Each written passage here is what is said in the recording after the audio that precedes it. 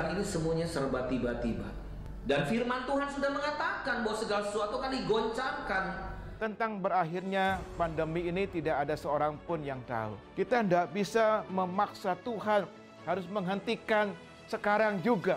Tapi kita harus yakin, saudaraku, bahwa sebagaimana firman Tuhan katakan bahwa Dia membuat segala sesuatu indah pada waktunya.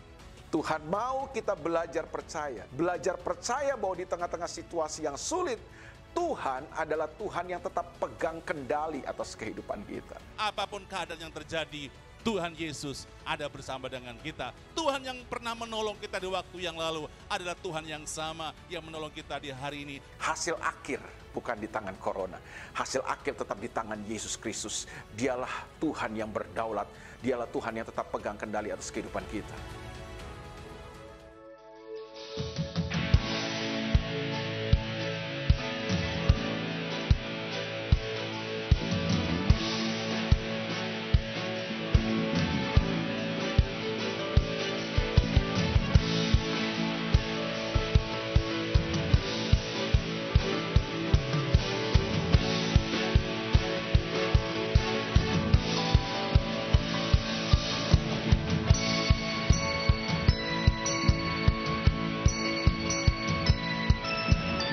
Shalom.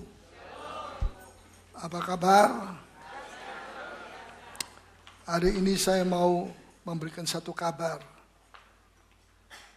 Mau dengar kabar itu? Perang Dunia Ketiga. Bukan hadiah, tapi Perang Dunia Ketiga. Wahyu 19 ayat yang ke-7. Kalau saudara membawa pulpen, membawa catatan, itu lebih bagus lagi. Sebab kita tidak bisa ingat 100% semua firman Tuhan, itu perlu dicatat juga. Wahyu 19 ayat 7. Itu kebiasaan saya dulu sebelum saya jadi hamba Tuhan. Setiap kata saya perhatikan. Dan yang penting-penting saya tulis, ya, walaupun setelah itu banyak hamba Tuhan dari daerah-daerah mau pinjam catatan khotbah dari Bible Study, dan saya pinjamkan, dan tidak kembali sampai hari ini, tapi ya sudah asal jadi berkat bagi mereka. Wahyu 19 ayat yang ke-7. Marilah kita bersukacita dan bersorak-sorai dan memuliakan Dia. Marilah kita bersukacita dan bersorak-sorai dan memuliakan Dia. Terus? Karena hari perkawinan anak domba telah tiba. Karena hari perkawinan anak domba telah tiba. Kalau hari perkawinan anak domba telah tiba, masih adakah kesempatan untuk mempersiapkan yang belum siap sedia? Tidak. Sebab persiapan yang terjadi dalam beberapa waktu lamanya itu tidak bisa dipercepat hanya dengan 1 hari atau setengah hari. Coba terus kita baca. Dan pengantinnya telah siap sedia. Sudah siap. Jadi kalau orang bilang saya masih mau siap, tidak akan kemauannya itu bisa tercipta, terjadi. Sebab mempersiapkan mempelai itu perlu waktu juga. Ayat 8. Dan kepadanya dikaruniakan supaya memakai kain lenan halus yang berkilau-kilauan. Kain lenan halus yang berkilau, yang berkilau-kilauan itu adalah karunia yang diberikan Allah kepada mereka. Terus? Dan yang putih bersih. Ya, terus? Lenan halus itu adalah perbuatan-perbuatan yang benar dari orang-orang kudus. Ya, perbuatan-perbuatan yang benar dari orang-orang kudus. Terus ayat 9. Lalu ia berkata kepadaku, tuliskanlah, berbahagialah mereka yang diundang ke perjamuan kawin anak domba. Katanya lagi kepadaku, perkataan ini adalah benar, perkataan-perkataan dari Allah. Ya, terus? Maka tersungkurlah aku di depan kakinya untuk menyembah dia. Tetapi ia berkata kepadaku, janganlah berbuat demikian. Aku adalah hamba, sama dengan engkau dan saudara-saudaramu, yang memiliki kesaksian Yesus. Sembahlah Allah, karena kesaksian Yesus adalah roh nubuat. Ya, perang dunia ketiga ini mengakhiri zaman apa? Saya sudah berulang-ulang kali menjelaskan itu. Zaman apa? Zaman antikris ini. Sekaligus 2000 tahun yang terakhir. Dan ini terjadinya di negeri Israel yang bernama Armageddon atau Harmagedon. Mungkin saudara-saudara yang pernah ke sana sudah melihat. Saya sendiri melihat dari atas Bukit Karmel. Satu lembah yang subur sekali. Coba kita mau baca pasal yang ke-16, Wahyu ayat yang ke-16. Lalu ia mengumpulkan mereka di tempat yang dalam bahasa Ibrani disebut Harmagedon. Coba tolong dituliskan juga ayat-ayatnya. Coba lagi sekali, ayat 16. Lalu ia mengumpulkan mereka di tempat yang dalam bahasa Ibrani disebut Harmagedon. Ya, Harmagedon itu adalah negeri di tengah-tengah negeri Israel. Nah, kedatangan Tuhan Yesus yang kedua ini bersamaan dengan perang dunia ketiga yang dimenangkan oleh Tuhan untuk umat Israel. Karena Israel dikeroyok pada waktu itu dengan semua bangsa-bangsa di dunia. Mungkin hanya 1-2 bangsa yang tidak ikut berafiliasi di situ, tapi hampir semua bangsa ikut menyerang Israel. Inilah saatnya Israel sedang dimurnikan, dan dalam 2/3 dari bangsa Israel itu akan tewas. Itulah pemurnian Tuhan melalui perang dunia ketiga, dan sekaligus ini menjadi satu pengalaman, menjadi satu pengalaman dari kedatangan Tuhan Yesus yang kedua kali. Coba kita baca ayat 15, pasal 16, Wahyu 16 ayat 15. Lihatlah, aku datang seperti pencuri. Berbahagialah dia yang berjaga-jaga dan yang memperhatikan pakaiannya. Bagi siapa yang seperti pencuri, bagi yang tidak siap sedia. Tapi berbahagialah dia yang berjaga-jaga dan yang memperhatikan pakaiannya, bukan pakaian jasmani tapi pakaian rohani. Ya, sebab bagi orang yang memperhatikan kehidupan sehari-hari, pakaian kelakuannya, bagi orang-orang itu, Yesus tidak datang seperti pencuri. Ya, jangan salah mengerti bahwa Yesus bukan pencuri. Jangan saya bilang, wah Tuhan Yesus datang seperti pencuri. Seperti pencuri. Artinya bukan pencuri, tapi keadaan kedatangannya Tuhan itu tidak diketahui oleh setiap orang, siapapun. Ya, terus? Supaya ia jangan berjalan dengan telanjang. Ya. Dan jangan kelihatan kemaluannya. Ya. Saudara, ini semua adalah perang dunia ketiga. Antikris ditangkap, kemudian dimasukkan di dalam lautan api, campur belerang, selama-lamanya tidak keluar lagi dari situ. Perhatikan saudara bahwa pada akhir zaman ini nanti, roh kebencian terhadap bangsa Yahudi itu akan meningkat. Ya, akan meningkat. Kita doakan untuk negara kita jangan sampai ikut-ikutan. Dan siapa yang ikut-ikutan itu nanti akan menjadi satu aliansi berperang melawan orang Israel. Sekaligus berakhir dengan kedatangan Tuhan Yesus yang kedua kali. Nah, Pasal 19 Wahyu ayat 15 bagaimana, sebentar ya, sabar sedikit. Di dalam Sakaria, bagaimana formasi Yesus datang untuk membela umatnya yang menyelamatkan sepertiga saja dari bangsa Israel, Yahudi. Ketika dia turun dan menjejakkan kakinya di mana? Di bukit apa? Di bukit Zaitun. Coba kita baca Sakaria 14 ayat 4. Pada waktu itu, Minta maaf, ayat 3, ayat 2. Ayat 2 ini, bagi yang tidak siap, Israel akan mengalami pembunuhan yang sadis. Coba ayat 2. aku akan mengumpulkan segala bangsa Ya. untuk memerangi Yerusalem. Ya, Kota itu akan direbut, rumah-rumah akan dirampoki, dan perempuan-perempuan akan ditiduri. ya, mengerikan sekali. Ini murka Allah atas orang Yahudi. 2/3 orang Yahudi akan mengalami seperti ini dan tewas. Karena apa? Dosa mereka. Karena mereka tidak percaya Yesus Kristus itu adalah Mesias.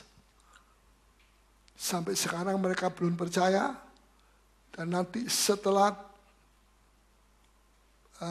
terjadi pemurnian ini, baru sisanya yaitu sepertiga itu akan percaya bahwa Yesus yang mati disalib dan bangkit pada hari ketiga itu adalah Mesias.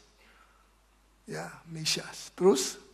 Setengah dari penduduk kota itu harus pergi ke dalam pembuangan, Ya, tetapi selebihnya dari bangsa itu tidak akan dilenyapkan dari kota itu. Kemudian karena apa tidak dilenyapkan? Tuhan masih melindungi sepertiga daripada orang Israel. Kenapa? Karena ada perjanjian antara Allah dengan Abraham. Bahwa anak cucunya akan memerintah di dunia ini. Sebetulnya itu sudah terjadi yang lalu. Tapi karena mereka tetap berkeras hati dan tidak mau percaya, maka Tuhan izinkan 2/3 Israel nanti akan tewas dengan sangat mengerikan sekali.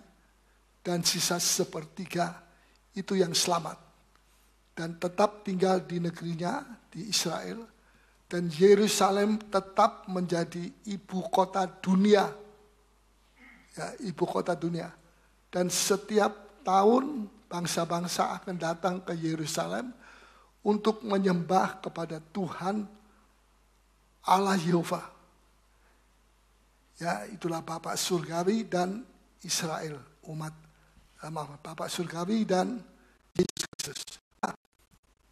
Coba terus ayat yang pasal 4. kemudian Tuhan akan maju berperang. Ayat 3, Tuhan maju ketika Israel sudah sangat terpojok, dikeroyok, tidak mudah dengan begitu banyak bangsa. Seluruhnya di dunia ini ada lebih dari 100 bangsa. Bayangkan kalau 100 bangsa saja mengeroyok Israel. Ya, Israel kewalahan. Dan pada saat seperti itu mereka berseru, mereka bertanya, mereka tanya kepada Baal, tidak ada jawaban, kepada berhala-berhala mereka tidak ada jawaban. Kemudian mereka beralih kepada salib. Siapa orang yang disalibkan itu? Dan mereka mulai terbuka hati. Biasanya manusia itu kalau sudah terjepit baru terbuka hati. Dan mereka mengatakan, dan mereka kepada mereka dikatakan, itu adalah Mesias. Jadi setelah 2000 tahun baru mereka percaya bahwa Yesus Kristus itu adalah Mesias. Nah, ayat yang keberapa sekarang? Ayat 4, ayat 3. Melawan bangsa-bangsa itu seperti ia berperang pada hari pertempuran. Ya, Tuhan kemudian campur tangan membela Israel. Ayat 4. Pada waktu itu kakinya akan berjejak di Bukit Zaitun. Jadi Yesus itu akan turun dari surga disertai dengan tentara, seluruh tentara surga, dahsyat sekali, ya, untuk membela umat Israel.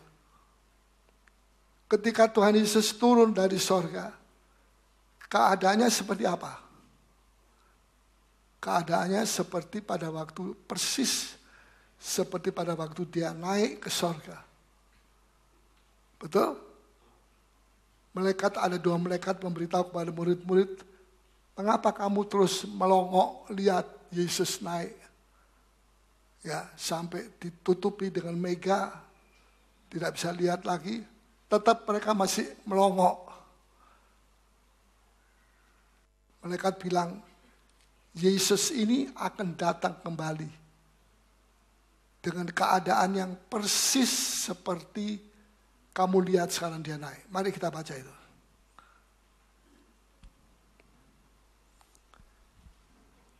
Kisah Rasul,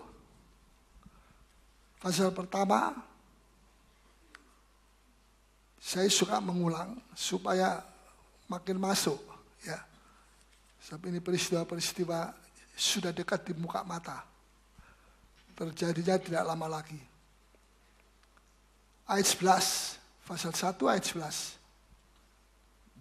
Dan berkata kepada mereka, hai orang-orang Galilea, mengapakah kamu berdiri melihat ke langit? Ya. Yesus ini yang terangkat ke surga meninggalkan kamu, akan datang kembali dengan... Akan datang kembali, ya.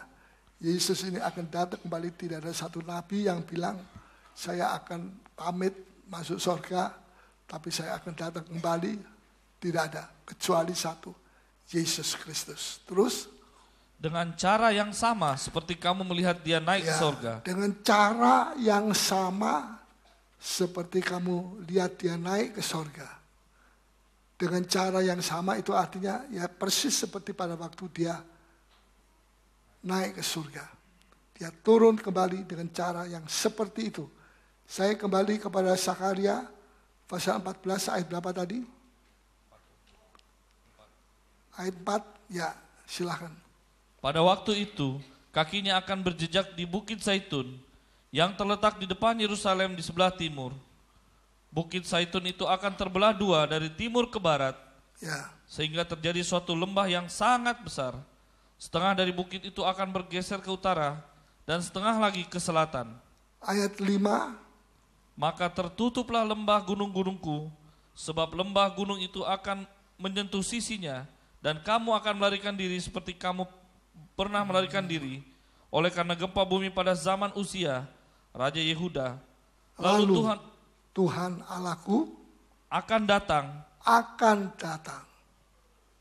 Ya. Terus? Dan semua orang kudus bersama-sama dia. Semua orang kudus bersama-sama dengan dia. Satu fenomena yang luar biasa akan terjadi. Baik yang tidak mati waktu itu diubahkan, baik yang sudah mati berapa ribu tahun sekalipun, kalau dia orang benar, namanya ada di dalam buku hayat, buku kehidupan, dia juga akan dibangkitkan dan dia akan menyertai kedatangan Tuhan Yesus. Terus?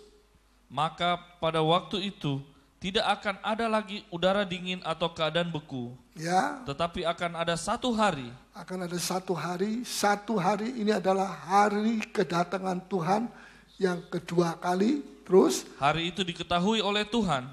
Hanya Tuhan yang tahu. Jadi kalau ada pendeta bikin KKR bilang nanti bulan tahun 2012 akan kiamat, itu omong kosong.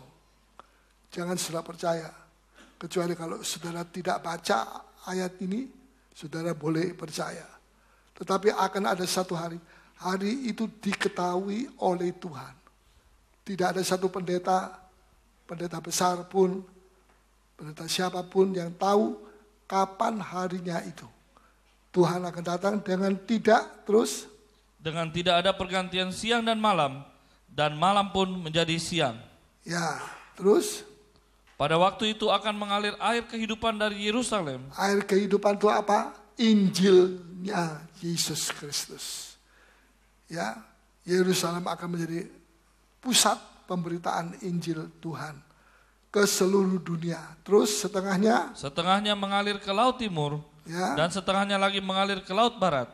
ya. Hal itu akan terus berlangsung dalam musim panas dan dalam musim dingin. Ayat 9, Maka Tuhan akan menjadi raja atas seluruh bumi. Tuhan akan jadi raja atas seluruh bumi. Ini luar biasa. Tidak ada satu jengkal tanah di mana Tuhan tidak berkuasa menjadi raja di situ. Iblis yang menguasai, tidak perlu pelepasan lagi karena iblis yang mengikat manusia itu sudah dipenjara, dirantai selama berapa tahun? 1000 tahun lamanya. Ya. Terus Pada waktu itu Tuhan adalah satu-satunya dan namanya satu-satunya. ya, pada saat itu nanti Tuhan itu adalah satu-satunya. Satu-satunya Tuhan itulah Yesus Kristus dan namanya yaitu Yesus juga satu-satunya. Terus Seluruh negeri ini akan berubah menjadi seperti Araba Yordan, ya, dari Geba sampai ke Rimon, di sebelah selatan Yerusalem. Tetapi kota itu akan menjulang tinggi. kota apa? Kota Yerusalem. Ya, terus Dan tetap tinggal di tempatnya, dari pintu gerbang Benyamin sampai ke tempat pintu gerbang yang dahulu. ayat yakni 11, kita lompat ayat 11. orang akan menetap di dalamnya. Menetap di Yerusalem sebab Penumpasan tidak akan ada lagi. tidak akan ada lagi pembunuhan, penumpasan, ketakutan di Yerusalem. Jadi orang akan tinggal di sana. Sekarang banyak ketakutan masih terjadi di situ. Terus Dan Yerusalem akan tetap aman. Yerusalem akan tetap aman. Haleluya. Mau pindah ke sana boleh. Ya. Tapi jangan sekarang, masih ada perang dunia ketiga nanti. Dan Israel akan diserbu habis-habisan. Ya. Terus ayat 12. Inilah tulah yang akan ditimpakan Tuhan kepada segala bangsa yang memerangi Yerusalem. Yang memerangi Yerusalem. Daging Tuhan mereka membela umatnya. Ini luar biasa. Ya, ayat 14. daging mereka akan menjadi busuk. Ayat 14. Juga Yehuda akan berperang melawan Yerusalem itu, dan dikumpulkanlah harta benda segala bangsa di sekeliling, Ya. yaitu emas, perak, dan pakaian dalam jumlah yang sangat besar. Luar biasa. Terus Tulah seperti itu juga akan menimpa kuda. ayat 16. Maka semua orang yang tinggal dari segala bangsa yang telah menyerang Yerusalem, Yang sisa, misalnya pada waktu itu 7 miliar, penduduk dunia 7 miliar. Sekarang sudah mulai 7 miliar. Ya, yang mati 2 miliar misalnya. 2 miliar itu menguburkan orang 2 miliar itu bukan pekerjaan yang gampang. Sisa 5 miliar. Nah, yang 5 miliar ini masuk dalam kerajaan 1000 tahun. Akan datang tahun demi tahun. Coba tolong baca terus. akan datang tahun demi tahun. Tahun demi tahun, seperti sekarang tahun demi tahun. Bangsa-bangsa pergi ke Mekah dan sebagainya. Itu nanti akan terjadi dengan Yerusalem. Bahkan lebih dahsyat. Terus Untuk sujud menyembah kepada raja, sujud penyembah kepada raja. Siapa rajanya? Bukan PM-nya daripada Israel, tetapi Tuhan Tuhan semesta alam. semesta alam. Dan untuk merayakan hari raya Pondok Daun, Jadi berarti bait Allah harus dibangun lagi. Betul? Bait Allah itu sekarang mereka sedang siap untuk membangun. Dan kalau pembangunan itu terjadi, mungkin dunia ada dalam kekacauan yang dahsyat. Sebab menurut penyelidikan ya di televisi, di koran,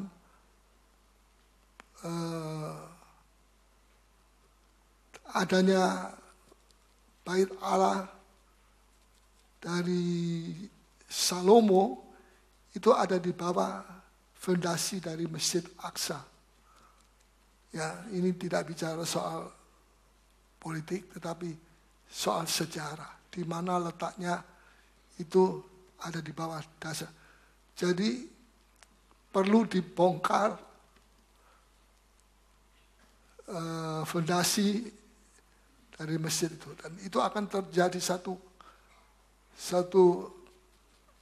kegalauan yang luar biasa, sehingga mungkin karena itu tercetus Perang Dunia Ketiga. Jadi saudara, kita perlu siap menyiapkan diri. Amin. Bagaimana caranya menyiapkan diri? Bukan pergi ke mall-mall, beli makanan-makanan kaleng, Citatos atau Citos. Kenapa?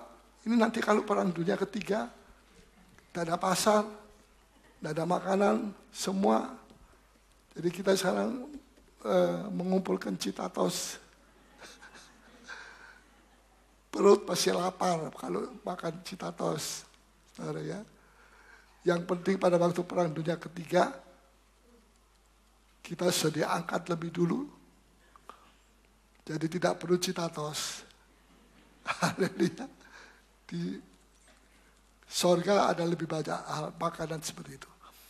Nah, formasinya Tuhan Yesus itu bagaimana? Pada waktu dia turun dari sorga, diikuti oleh para tentara sorga, diikuti oleh orang-orang kudus. Formasinya dia itu seperti, mari kita baca Wahyu 19 tadi, supaya saya jelaskan bagaimana formasinya dia datang kembali dan sebagainya.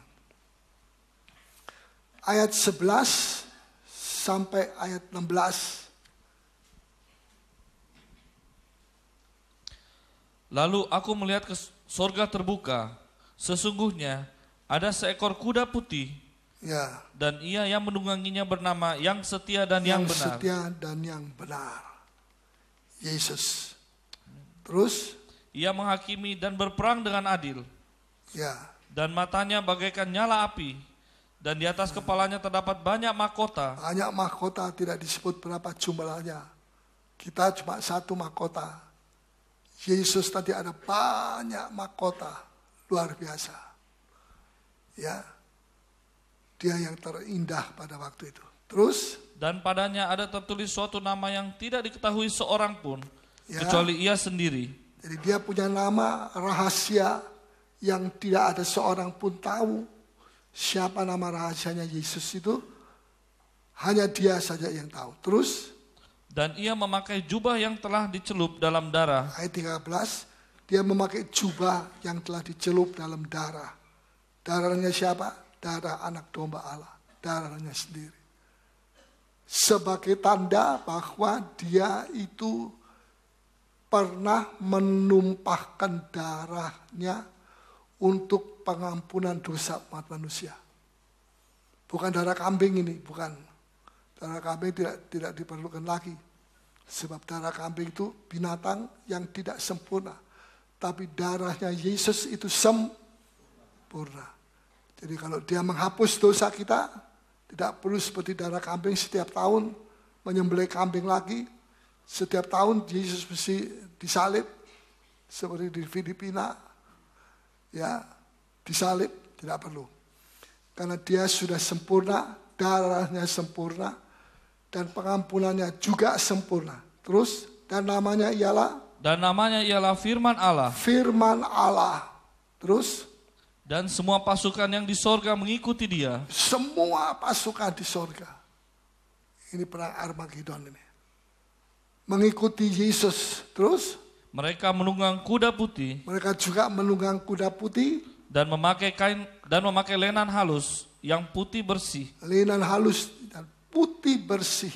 Terus, Dan dari mulutnya keluarlah sebilah pedang tajam. dari mulutnya keluar sebilah. Sebilah itu berapa? Satu. Sebilah pedang tajam.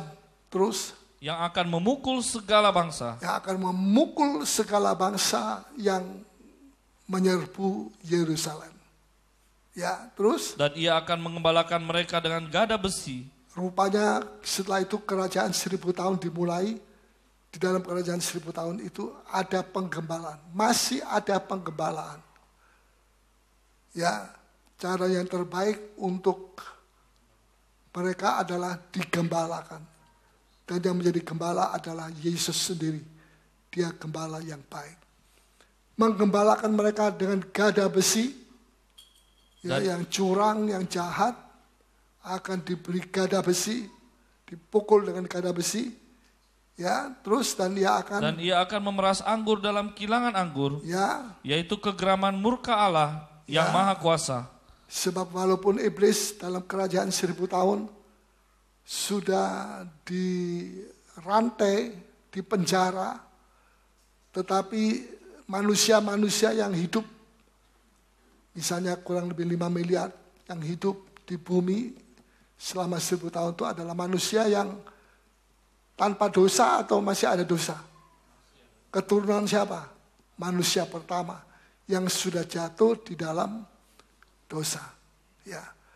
Tapi keadaan dunia tidak kacau balau seperti sekarang karena ada faktor yang menyesatkan. Satu, iblis tidak akan bisa menyesatkan karena dia dirantai. Terus?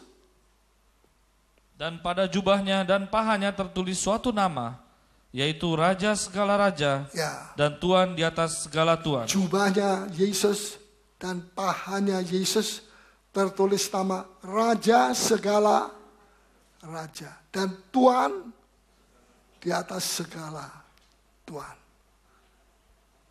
Inilah fenomena yang luar biasa yang sebentar lagi akan terjadi. Kita sedang menghadapi hal-hal fenomena-fenomena yang luar biasa.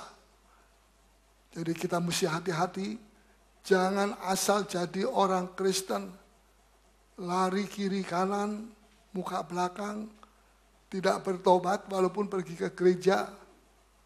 Saya perlu ingatkan ini sebab Allah tidak akan menipu manusia. Tetapi Allah memberitahu apa yang sedang akan terjadi. Dalam kitab Wahyu, dalam kitab-kitab yang lain, kita disuruh bertobat dengan sungguh-sungguh. Sebab menentukan sikap-sikap kita sekarang, menentukan status kita nanti pada kedatangan Tuhan Yesus yang kedua kali. Haleluya. Nah, dalam penggembalaan, Tuhan akan menggembalakan bangsa-bangsa. Jadi penggembalaan itu masih tetap berlaku. Kita perlu menghargai penggembalaan. Nah,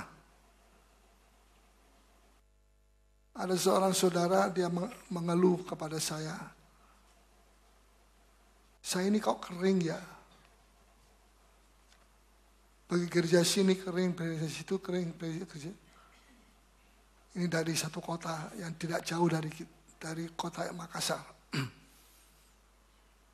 Saya bilang, Alkitab sudah mengatakan, kalau Anda tidak sungguh-sungguh, Anda akan ada dalam kekeringan. Dan Alkitab sudah memberitahu dalam Wahyu 2, banyak orang Kristen pada akhir zaman nanti meninggalkan apa?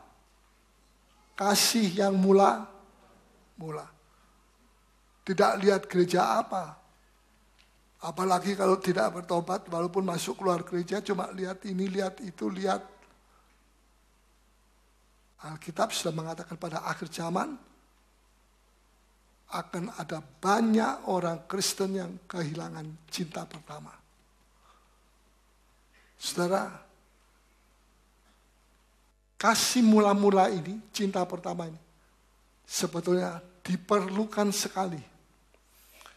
Menghadapi percobaan yang biasa, kita perlu kasih yang biasa.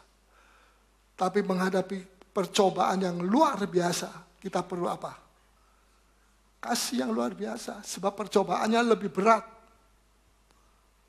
Sengsara lebih berat, penderitaan akan lebih berat, percobaan lebih berat. Kalau kita memasuki hal-hal seperti itu, menderita percobaan seperti itu, dengan kasih yang biasa, terang saja kita tidak kuat. Bisa mengerti, saudara? Kalau percobaannya luar biasa, maka kasihnya untuk mengantisipasi perlu kasih yang luar biasa yang disebut kasih mula. Kecuali kalau percobaannya sudah biasa-biasa. Alkitab mengatakan pada akhir zaman nanti menjelang kedatangan Tuhan Yesus yang kedua kali. Ada banyak penderitaan yang akan terjadi. Termasuk orang Kristen juga akan ada banyak yang menderita. Dimurnikan, dikuduskan, dimurnikan. Dimurnikan itu seperti emas, masukkan dalam api, supaya jangan 22 karat, jadi 24 karat. Karatnya dimurnikan, emasnya dimurnikan. Dan untuk itu kita perlu kasih mula-mula. Tidak cukup hanya dengan kasih, ya cintanya Tuhan, kasih yang biasa. Kita bisa menyanyi tentang kasih-kasih, tapi belum tentu kita memiliki kasih yang mula-mula. Sebab itu mengapa ada banyak orang Kristen berjatuhan. Sebentar maju, sebentar mundur. Karena mereka menghadapi dengan kasih yang biasa-biasa. Mereka merasa sudah cukup, saya sudah ada kasih. Saya berapa puluh tahun ikut Tuhan. Masa saya tidak ada kasih? Saya punya kasih. Kasih yang mana? Kasih yang biasa atau kasih yang luar biasa? Kita perlu kasih yang luar biasa karena keadaan yang kita hadapi juga penderitaannya luar biasa. Coba kita baca Wahyu pasal yang kedua. Ayat yang Nah, kalau kita tidak memiliki kasih yang mula-mula, yang luar biasa itu, jangan kita salahkan Tuhan. Kita sendiri tidak siap. Ya, mari kita baca pasal 2 ayat yang ke-4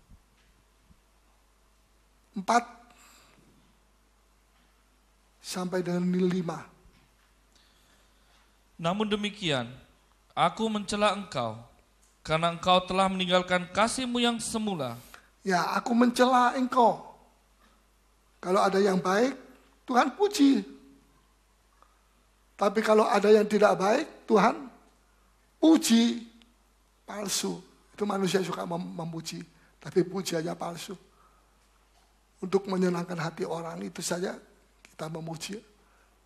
Tuhan tidak adil. Kalau ada yang baik dia puji.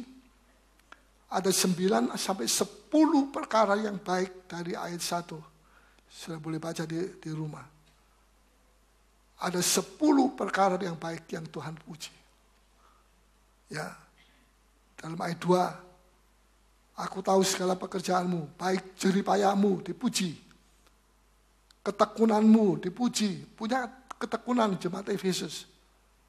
Engkau tidak bisa sabar terhadap orang jahat. Dipuji. Tidak gampang ditipu oleh orang jahat. Bahwa engkau telah mencobai mereka. Mentes. Ternyata mereka rasul yang palsu. Ya, rasul-rasul, nabi-nabi palsu akan menyusup di dalam gereja-gereja. Tapi sebenarnya tidak demikian.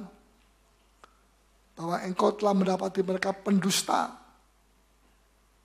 Dan dalam ayat 3, dan engkau tetap sabar, dipuji oleh Tuhan kesabarannya. Dan menderita oleh karena namaku, dipuji. Rela menderita. Ya. Dan engkau tidak mengenal lelah. Tidak sedikit ngomel.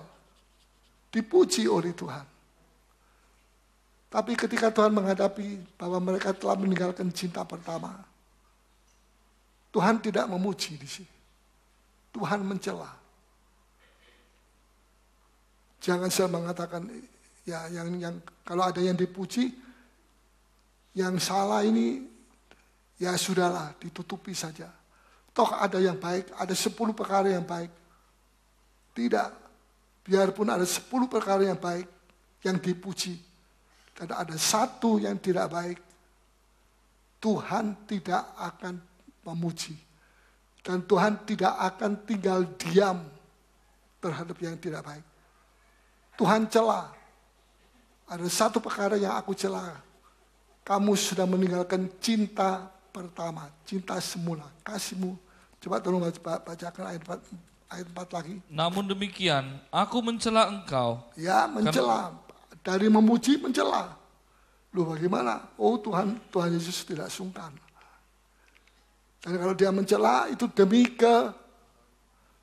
kebaikan. Betul?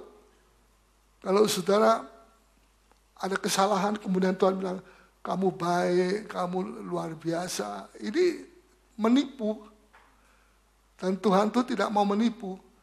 Ada hal-hal yang baik, ada kesabaran, ketekunan, dipuji sama Tuhan. Tapi kalau juga ada kasih mula-mulanya hilang.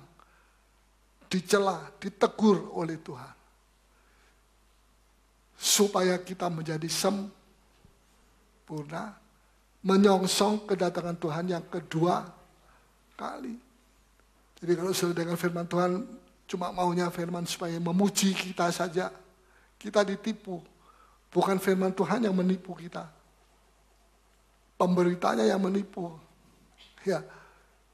Terus? Karena engkau telah meninggalkan kasihmu yang semula. Ya, kasihmu yang mula-mula. Siapa di sini yang sudah menikah 30 tahun?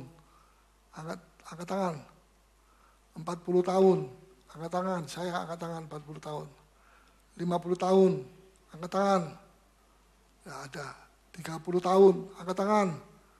Tidak ada. 20 tahun. Angkat tangan. Juga tidak ada. 10 tahun. Tidak ada. Lantas kawin sama siapa? Dari 10 tahun sampai 40 tahun.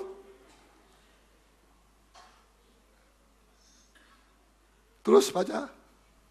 Sebab itu ingatlah betapa dalamnya engkau telah jatuh. Ini Tuhan anggap ini kejatuhan loh. Bukan berzina, mencuri uangnya gereja atau apa. Itu saja dosa, kejatuhan. Tetapi meninggalkan cinta pertama itu juga satu kejatuhan. Ya, terus Bertobatlah dan lakukanlah lagi apa yang semula engkau lakukan. bertobat. Tidak ada jalan lain. Bertobat. Setelah bertobat, kembalikan Tuhan kasih mula-mula. Minta sama Tuhan. Ya, orang yang kasihnya mula-mula itu. Ya, seperti orang pacaran, kalau mula-mula pacaran bagaimana? Demikian juga kita dengan Tuhan. Dikatakan terus, Jika tidak, bertobatlah dan lakukan lagi apa yang semula engkau lakukan. Sebab kalau tidak bertobat, kasih yang mula-mula tidak dikembalikan, maka apa yang baik, 10 perkara yang baik, itu bisa jadi satu saat tidak dilakukan lagi. Bisa nangkap? Ya. Lebih parah. Terus? jika tidak demikian, aku akan datang kepadamu, Ya. dan aku akan mengambil kaki dianmu dari tempatnya. Ya, kaki dianmu akan aku ambil. Diancam sama Tuhan ini. Bukan Tuhan tukang mengancam, tapi Tuhan juga bukan tukang menakut-nakuti, tapi Tuhan berbicara kebenaran. Akan diambil kaki dianmu itu. Setahu kaki dian itu pelita emas. Kalau diambil, tempatnya itu jadi gelap atau terang? Gelap. Sekarang saudara boleh pergi ke Turki, pergi ke kota namanya Efesus. Cari gereja, satu saja. Tidak dapat. Karena mereka tidak memperbaiki kasih mula-mula. Dan Tuhan ancam, aku akan ambil kaki dianmu. 7 jemaat ini ada di daerah Turki sana. Sekarang sulit untuk mencari gereja. Padahal sebelum agama lain datang, gereja Tuhan, 7 gereja itu ada di situ. Tapi karena mereka tidak mau taat, menurut perintah Tuhan, terpaksa Tuhan serahkan kepada musuh. Terus, jikalau engkau tidak bertobat. Jika engkau tidak bertobat, aku akan mengambil kaki Dianmu. Ya, jangan sampai kaki Dian gereja di Indonesia diambil, saudara ya. Ayat 6. Tetapi ini yang ada padamu, yaitu engkau membenci segala perbuatan pengikut-pengikut Nikolaus, yang juga kubenci. Ya, kita mesti hati-hati. Dalam gereja hanya boleh ada satu pengajaran. Ya, jangan ada pengajaran ini, pengajaran itu, pengajaran tahu campur semuanya. Di sini ada Nikolaus, pengajaran Nikolaus. Ya. Jadi kita mesti hati-hati. Pengajaran itu harus satu saja. Yaitu apa yang tersurat, tertulis di dalam Alkitab. Ya. Ayat 7. Siapa bertelinga, hendaklah ia mendengarkan apa yang dikatakan Roh kepada jemaat-jemaat. Ya. Barang siapa menang, dia akan kuberi makan dari pohon kehidupan yang ada di Taman Firdaus Allah. Barang siapa yang menang. Jadi saudara, hidup di dunia ini masih pergumulan. Betul? Bukan duduk enak-enak, kongko-kongko, enak-enak, kaki goyang-goyang kaki dan sebagainya. Barang siapa yang menang, ini berarti ada peperangan. Dan peperangan itu lebih besar peperangannya. Kita perlu kasih yang lebih besar. Kasih mula-mula. Nah, apa perbedaannya? 5 anak darah yang bijak dan 5 anak darah yang bodoh. 5 anak darah yang bodoh merasa cukup dengan kasih yang biasa.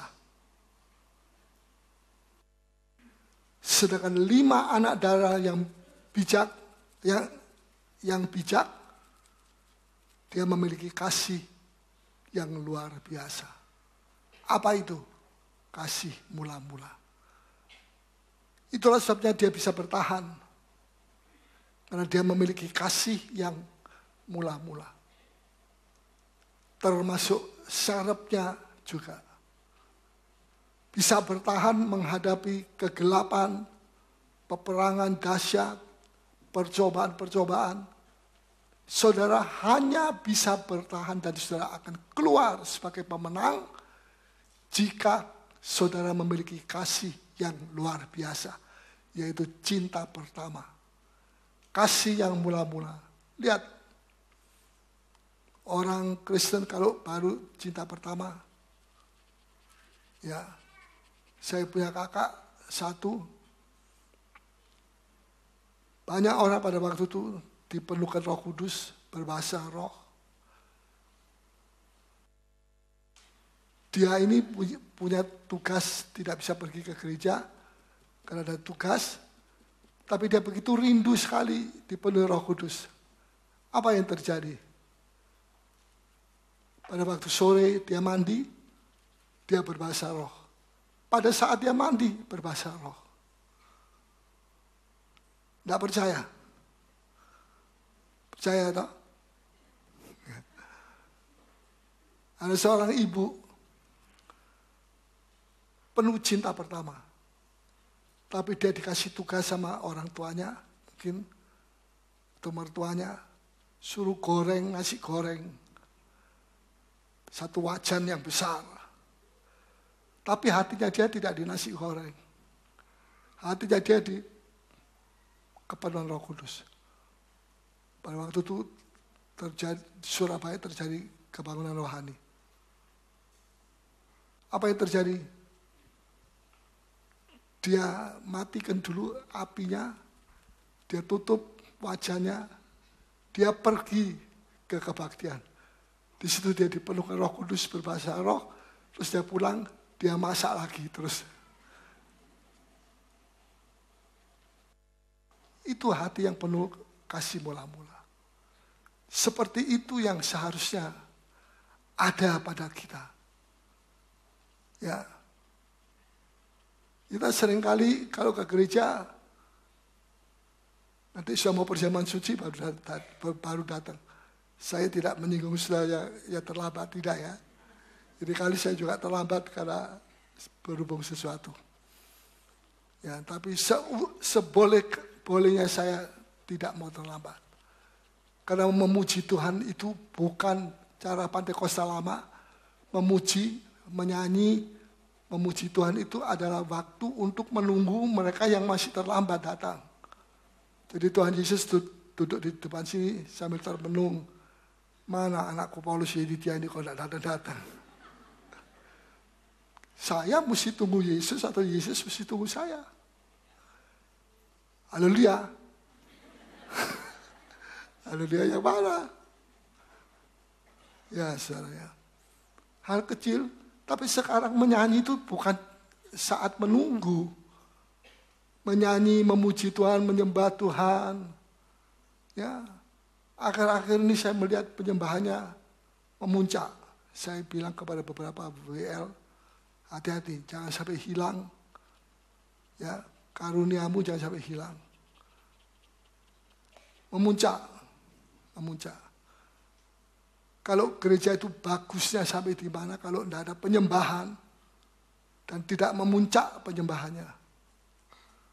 Yaitu kasih mula-mulanya tidak ada.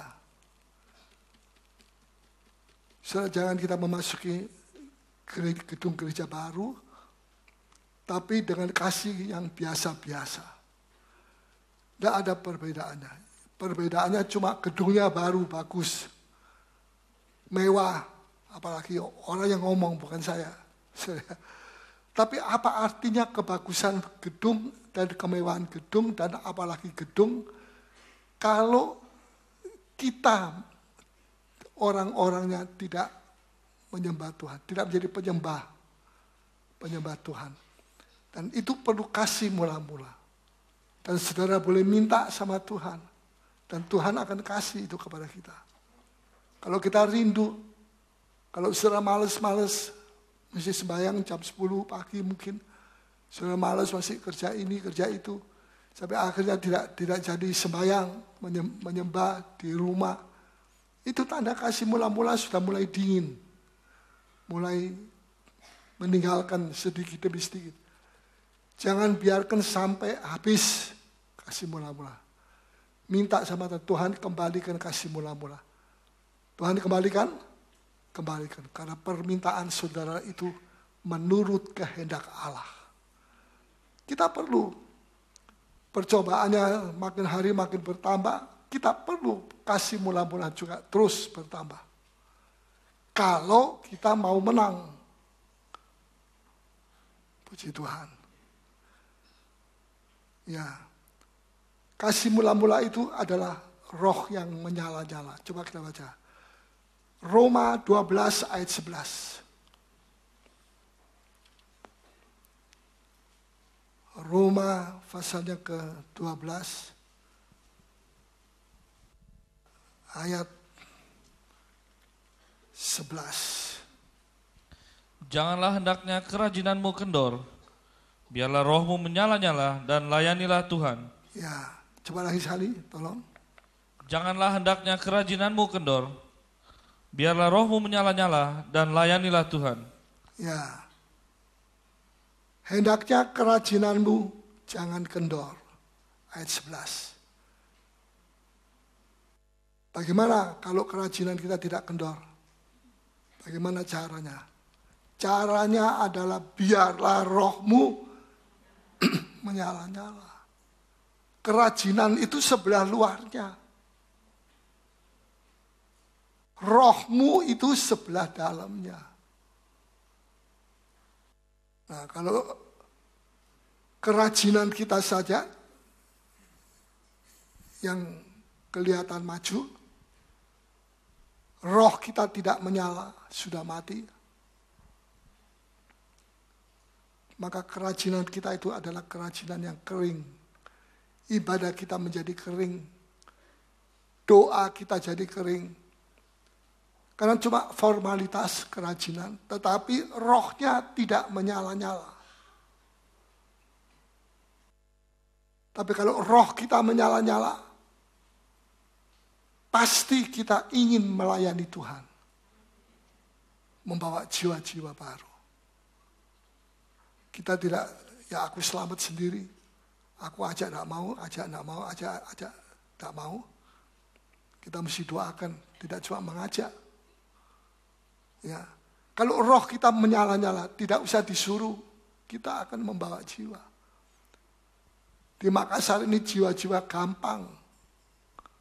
Tapi yang kesana kemari juga gampang. Jangan saudara, kita mesti sungguh-sungguh sekarang. Bukan saya mau mengikat saudara sama sekali, tidak. Tapi saya mesti bicara terus terang. Kalau firman-firman yang di sini saja saudara dengar, ini saudara lakukan, itu sudah luar biasa. 2 gereja, 3 gereja, apa saudara bisa melakukan? Gak bisa.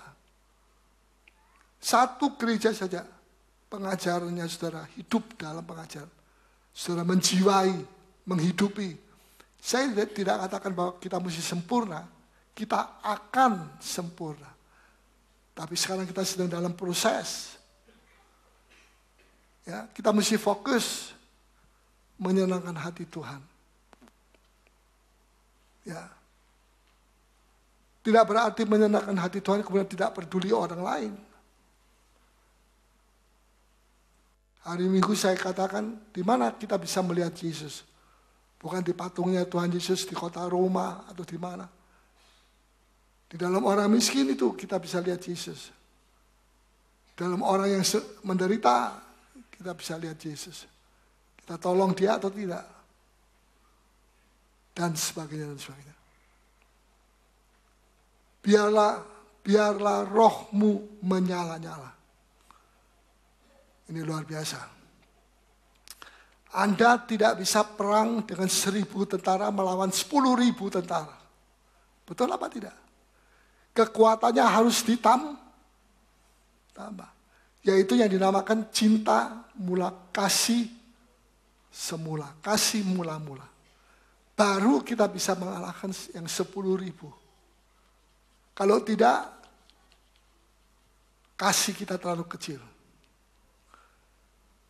Gereja maju bukan karena program.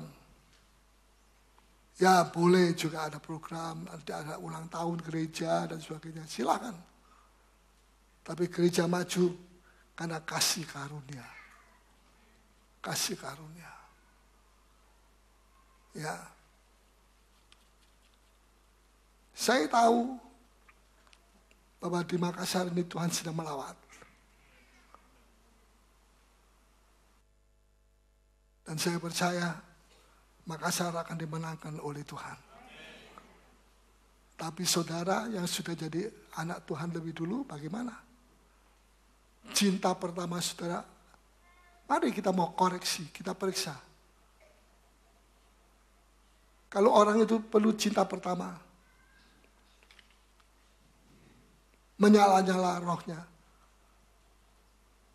tidak usah didorong, dia akan melayani Tuhan. Dia akan bawa jiwa-jiwa. Dia tidak bisa diam. Karena ada roh yang menyala. Dia tidak akan tidur rohani. Tidak usah dipaksa-paksa. Dia tidak punya tempo untuk bisik-bisik. Ada ayat bisik-bisik. Gosip tidak ada. Dia tidak ada tempo untuk mencela, untuk menghakimi. Karena kita semua masih punya kekurangan. Tapi kita mau melayani Tuhan. Menyala-nyala, rohmu menyala-nyala. Tuhan mau roh kita menyala-nyala. Mau menyala-nyala? Seperti 2 orang ke Emmaus. Tuhan Yesus datang, orang ketiga. Tuhan bicara tentang firman Tuhan. Apa yang terjadi. Mereka tidak tahu bahwa ini Yesus. Mereka sudah lemah. Tidak percaya. Walaupun ada orang bilang Yesus sudah bangkit, dia tidak percaya. Ini kliknya Thomas. Thomas bilang, kalau saya tidak masukkan jariku di dalam lubangnya Tuhan Yesus itu, saya tidak percaya bahwa Yesus bangkit. Thomas, oh Thomas. Bukan Thomas ini. Mungkin ada banyak Thomas rohani. Aku tidak percaya, aku lihat sendiri, nggak percaya. Nantang lagi. Kalau aku tidak cucukkan jariku, aku tidak mau percaya. Begitu keras kepala. Karena rohnya sudah tidak menyala. Seorang orang itu bisa dilihat rohnya masih menyala atau tidak dari ucapannya. Ya. Kamu pergi PA? Enggak. Oh, aku juga enggak. Sama-sama dapat konco. Malah senang. Kita tidak cukup hanya seminggu sekali. Hari Minggu kita pergi gereja. Kita perlu PA. Itu kekuatan, itu seperti tiang-tiangnya ini loh. Jangan sampai, tadi siang Tuhan bicara. Jangan sampai kita ini seperti anak ayam yang mati di dalam lumbung padi. Banyak padi, tahu padi? Tapi dia mati di situ. Kalau tidak ada padinya, kosong, tong kosong, dia mati, ya oke lah, kita bisa mengerti. Penghargaan kita kepada firman Tuhan itu sangat penting. Kalau roh kita tidak menyala lagi, semuanya merosot turun. Tapi ketika Yesus membagikan roti di Emmaus, begitu mereka makan, mereka terbuka mata rohaninya. Mereka, Yesus, tapi Yesus pergi. Yesus menampakkan diri pada orang yang ketiga. Ini luar biasa. Malam itu 2 orang perempuan ini pulang ke Yerusalem. Tidak takut gelap, tidak takut pembegal, tidak takut pencuri, tidak takut perampok. Jalannya tidak ada aspal zaman dulu. Batu-batu, tidak ada listrik, gelap. Orang perempuan lagi, 2 wanita. Tapi karena rohnya menyala-nyala. Luar biasa.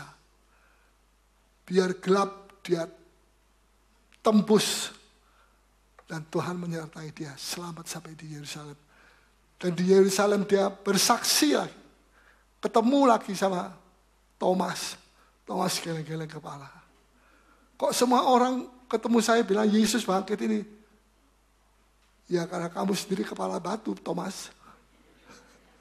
Aku tidak bilang Thomas dia, aku tidak lihat dia kok. Ya, rohnya menyala-nyala. Kalau rohnya menyala-nyala, saya bisa khotbah sampai 10 jam. Tidak, ya. Banyak contoh roh yang menyala. Contoh terakhir saja, Daud. Daud melawan Goliat. Ya. Daud pergi kepada Saul, minta, saya akan menantang itu Goliat. Siapa kamu ini? Masih anak muda, mukanya masih merah-merah. Kok mau melawan orang gagah perkasa seperti itu? Pemimpinnya, rohnya mati. Daud bukan pemimpin, tapi orang yang diurapi satu. Rohnya menyala-nyala.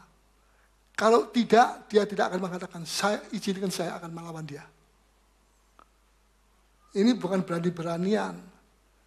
Ini soal mati hidup. Tapi rahasianya, kalau saudara mau tahu, kenapa Daud bisa ngomong begitu ya?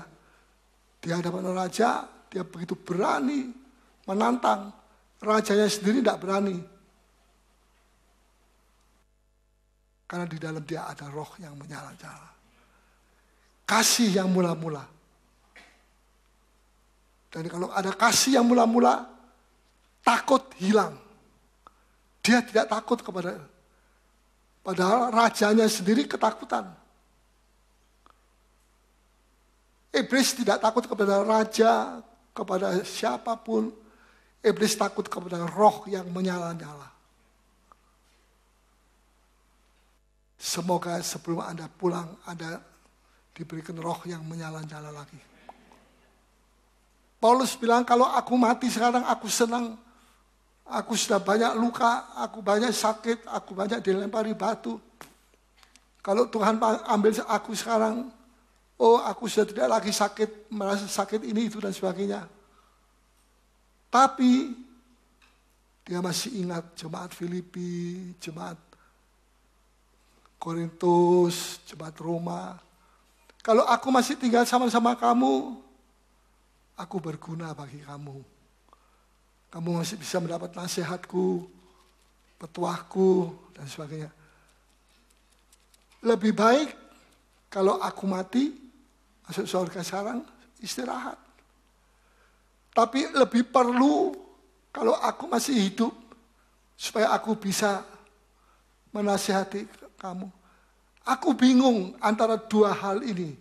Filipi pasal 1, sudah baca di rumah nanti. Ya, aku bingung. Mau ke surga, mau mati, masuk Firdaus, atau masih mau menunggui kamu, mengembalakan kamu, menjadi bapakmu, bapak rohanimu. Aku bingung yang mana. Setelah dia berdoa, dia diyakinkan. Yang terbaik dia korbankan. Yang terbaik buat saya sebenarnya, kalau saya kembali ke Firdaus, kembali ke surga. Tapi lebih perlu kalau saya ada di tengah-tengah kamu. Masih perlu waktu sedikit aku melengkapi kau dengan firman dan apa saja kasih karunia Tuhan. Maka aku yakin aku masih mau hidup. Kenapa dia memilih yang tidak enak? Karena rohnya menyala-nyala. Bukan terpaksa harus hidup sakit, tidak. Bukan terpaksa, tetapi jauh lebih berguna kalau aku ada di tengah-tengah kamu daripada kalau aku kembali ke surga. Setelah roh yang ini, yang seperti begini, kita mesti bisa tangkap. Ya. Mumpung hidup itu cuma satu kali, tidak dua kali. Hatinya Rasul Paulus berkobar-kobar. Dia tidak mendulukan kepentingannya. Kalau dia mendulukan kepentingannya, saya mau istirahat. Jiwa saya, roh saya sudah capek. Tapi dia tidak bilang begitu. Dia memberi kekuatan kepada tiap-tiap saudara seiman. Dan saya percaya saudara-saudara juga, roh saudara harus menyala-nyala. Minta sama Tuhan dan jangan karena mendengar firman Tuhan saat ini saja, saudara menyala-nyala. Tapi setiap saat, setiap minggu kita mesti menyala-nyala. Duduk di bawah kaki Tuhan. Itu juga salah satu cara untuk membuat roh kita menyala-nyala. Mau roh kita menyala-nyala? Kalau roh kita menyala-nyala, maka Yesus Kristus selalu ada di tengah-tengah kita. Tuhan dipermuliakan, Tuhan ditinggikan. Saudara diberkati? Siapa yang diberkati? Satu orang bawa satu jiwa minggu depan. Mari kita bangkit berdiri. Saudara bilang amin. Puji Tuhan.